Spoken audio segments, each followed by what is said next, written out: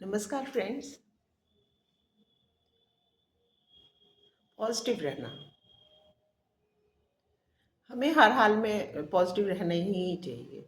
क्योंकि सबसे पहली बात तो ये कि एक छोटी सी बात है बिल्कुल और बहुत महत्वपूर्ण है कि जब हमारे भीतर क्या है, जो आत्मा हमारी है वो कृष्ण का अंश है।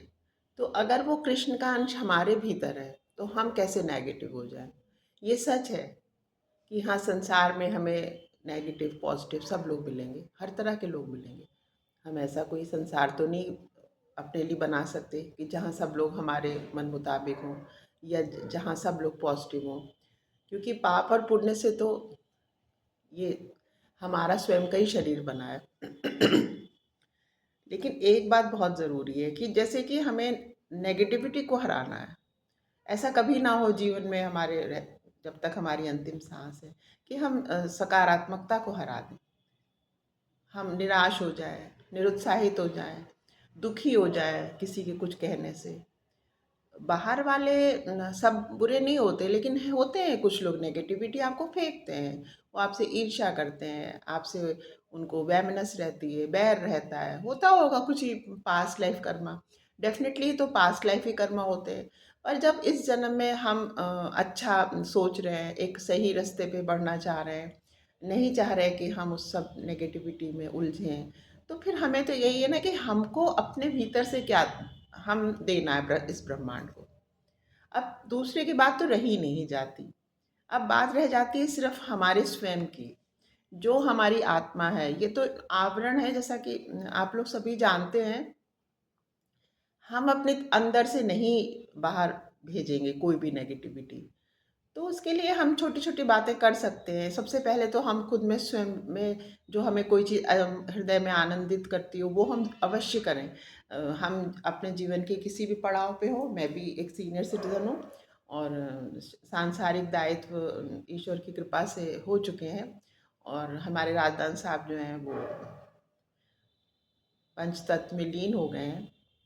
लेकिन कई बार ऐसा लगता है कि नहीं, सफ़र ख़त्म हो गया। हाँ, होता है ऐसे, at times it comes in your mind. पर फिर भी कैसे ख़त्म हो गया? अगर ख़त्म हो गया होता तो क्या हम यहाँ बैठे होते? तो जो लोग भी मैं तो कभी ओल्ड वर्ड बोलती नहीं हूँ कि हम पुराने क्यों हैं, हम लोग तो सीनियर्स हैं। पर जो हम लोग सीनियर्स हैं, कभी उनके मन में ऐसा भाव आए कि अरे हम क्या हैं, क्यों बैठे हैं? नहीं, नेगेटिविटी आती है, मेरे मन में भी आती है, लेकिन मैं उसको पुश करती हूँ। मुझे लगता है नहीं, मैं ये गलत कर रही हूँ। और जीवन भर जब तक हम सांसारिक कर्तव्य में उलझे रहे तो हमें जैसे भी जो नेगेटिव लोग मिले उनसे हम दूर रहें। जैसे कि मेरा एक छोटा भाई है, उसने बहुत ही सुंदर बात अनायास ही कह दी कि भाई हो तो भाई जैसा। उसकी इसी बात पे मैं कहना चाहती हूँ कि हाँ, बिल्कुल, डेफिनेटली जो रिलेशन है, अगर उस रिलेशन की उसमें गरिमा ही नहीं है तो वो रिलेशन को हम अपने बांध के और अपने ऊपर ज़ोर दे के कि नहीं हमें तो निभाना है, नहीं, कोई नहीं, वो निभेगा ही नहीं। अगर मैं माँ हूँ तो मुझ में माँ जैसी गरिमा होनी ही चाहिए। मुझे अपने जो भी मेरी 2 डॉटर्स हैं, अंबिका और अपर्णा। तो मुझे उनको अगर वो मुझसे पूछे, मुझे इंटरफेयर तो नहीं करना चाहिए since they are adults now. तो पर अगर पूछे तो मैं सही बात को जितना मुझे पता है उतना ही बताऊँ। और मैं अपने लिए बहुत सारा वक्त निकालूं, मैं अपने को अप्रिशिएट करूं, अपने को अच्छे से कैरी फॉरवर्ड करूं। क्योंकि क्या है ना, हम अपने को कैरी अच्छे से करते हैं तो हम खुश होते हैं, हम किसी और के लिए नहीं तैयार होते। मैं अपने हस्बैंड से हमेशा कहती थी कि वेल ड्रेस रहना चाहिए। तो कभी वो हंसी में मुझे कहते कि दिखाना किसको, तो मैं कहती थी कि नहीं, दिखाना स्वयं को है। एक आपका जिसे कहते हैं आपको अच्छा लगता है, आप नहा के एक अच्छे से फ्रेश होके बैठते हो। आपको एक्चुअली स्वयं की खुशी का क्या? सबसे पहले अगर हम ही खुश नहीं होंगे, तो हमारा तो हम खुशी देख बस कैसे पाएँगे? जब हमारी किचन में बिस्किट्स हैं ही नहीं, तो हम बिस्किट सर्व कैसे कर पाएँगे? तो सबसे पहले तो हमें अपना अपना आप को भरना है ना, अपने आप को जिसे कहते हैं हैप्पी रखना है, अपने आप को सैटिस्फाइड रखना है, अपने आप को हमेशा जिसे कहना चाहिए शांति में रखना है ना? तो जो चीज़ें हमारी खुशी को, हमारी संतोष को, हमारी शांति को भंग कर मतलब तोड़ती हों, उसमें हमें क्यों जाना? जैसे कि हम बाहर निकल रहे हैं घर से, तो एक जगह कूड़ा पड़ा है और एक जगह गार्डन है, तो हम कहाँ जाएंगे? हम गार्डन में ही जाएंगे ना, डेफिनेटली। कूड़े में तो नहीं जाएंगे। कूड़े की सफाई करेंगे या तो फिर कूड़े की सफाई करवाएंगे, लेकिन ये तो पक्की बात है कि कूड़े में जाके बैठेंगे तो नहीं। तो इसी तरह ये जो मानसिक कूड़े होते हैं, जो जो हमें कोई फेंक रहा है हमारे ऊपर, या हमारे ही मन में कभी एक गलत विचार आ जा रहा है, ऐसा नहीं है कि हमारे मन में नहीं आता गलत विचार।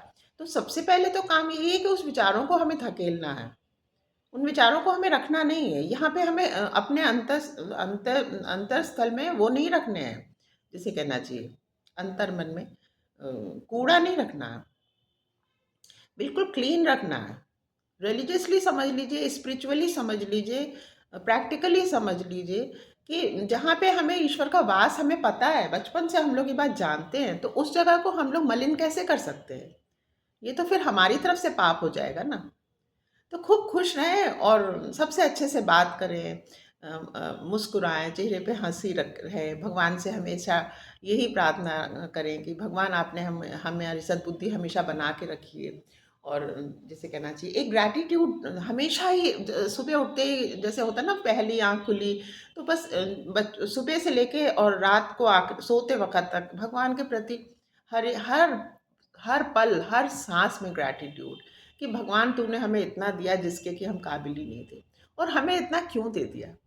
मैं हमेशा अपने हस्बैंड को कहा करती थी कि लोगों को रहता है कि तकलीफ हमें क्यों दे दी, और मेरे जैसा बंदा है तो मैं कहती हूँ कि मुझे इतना सुख कैसे भगवान तुमने दे दिया। तो जब हम हर वक़्त एक ग्रैटिट्यूड के मोड में रहते हैं और हमेशा खुश रहते हैं, तो वो खुशी तो फिर हमारे आस-ही-पास रहती है ना, क्योंकि हमें बाहर से नहीं खुशी मिलती। लोगों को एक भ्रम है कि हम खुशी ये चीज़ खरीद लेंगे तो मिल जाएगी, वो चीज़ खरीद लेंगे तो मिल जाएगी, ऐसा हो जाएगा तो मिल जाएगी। तो ऐसा-वैसा तो फिर कभी भी नहीं होता, और अगर होता भी है तो उसके बाद हमारी नेक्स्ट लालसा बढ़ जाती है, नेक्स्ट कामना बढ़ जाती है कि अच्छा अब इसके बाद ये ले लें। तो वो तो बहुत ही ज़्यादा, जैसे कहना चाहिए, एकदम बिल्कुल टेम्परेरी सी बात है ना। और असली खुशी तो यही है कि हम अपने हृदय में अपने आप में खुश रहें। है ना? जो भी चीज़ हमें खुशी देती हो, कुछ स्त्रियाँ हैं उनको अचार डालना अच्छा लगता है, वो बिल्कुल बनाएँ उसको। उनको लड्डू बनाने अच्छे लगते हैं, तो वो उसको बनाएँ। उनको रीडिंग अच्छी लगती है, तो वो रीडिंग और अपनी जब काम अपने मन का कुछ काम कर रहे हो, तो उस वक़्त फिर ये है कि भगवान ना करे कोई इमरजेंसी हो, उसके अलावा उसको छोड़े नहीं। काम तो देखिए चलता रहेगा, लेकिन काम खत्म नहीं होता, पर जीवन खत्म हो जाता है। तो हम अगर अपने को कभी खुशी ही नहीं रख पाए, तो फिर हमने एक अपने जो सबसे अच्छा इंसान जीवन में है उससे तो मिले ही नहीं ना। और एकांत रहना बहुत ज़रूरी है। आप सबके संग रहते हुए भी एक कोना बना के उसमें अपने शांति मन से बैठे। हर चीज़ में इंडल्ज होने की ज़रूरत ही नहीं है। कोई पूछे तो बताइए, और बल्कि तब भी ना बताइए।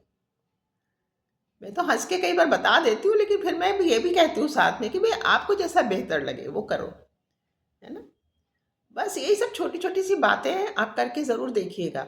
और मुझे लगता है मेरी कही बात से अगर किसी 1 या 2 लोगों को भी अच्छा लग जाए, तो मेरा कहना जिसे कहते हैं एकदम से सुकारत हो जाएगा।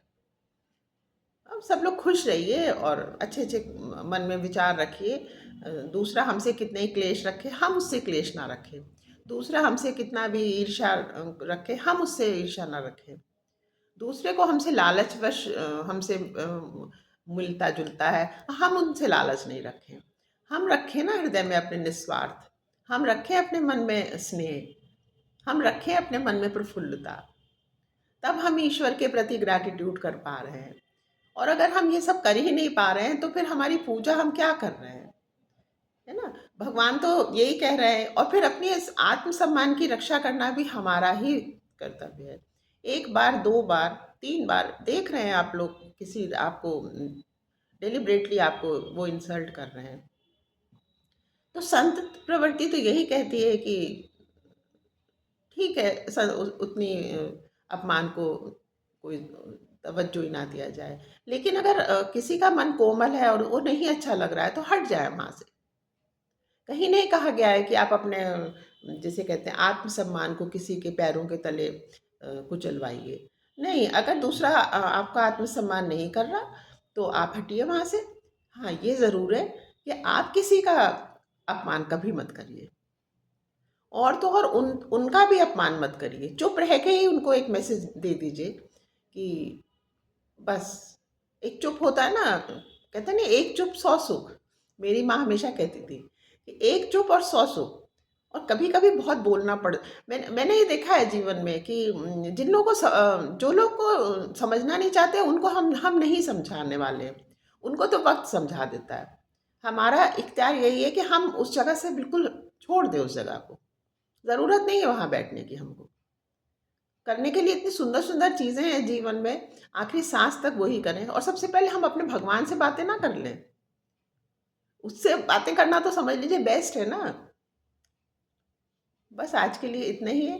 हमेशा पॉज़िटिव रहिए, खुश रहिए। बीमार हैं, नहीं बीमार हैं, तकलीफ़ें हैं, कुछ कमी है, फ़ाइनेंशियली कुछ अपसेट हैं, हर हाल में खुश रहें। हम भगवान से अनकंडीशनल लव होना चाहिए ना हमारा, कि भगवान तूने हमें इस हाल में रखा, कोई बात नहीं, ये भी हमारे पिछले कर्म होंगे, तो अब इसके हमें हौसला देना और तू हमारा हाथ पकड़े रहना, हम ये दुविधा भी पार कर लेंगे।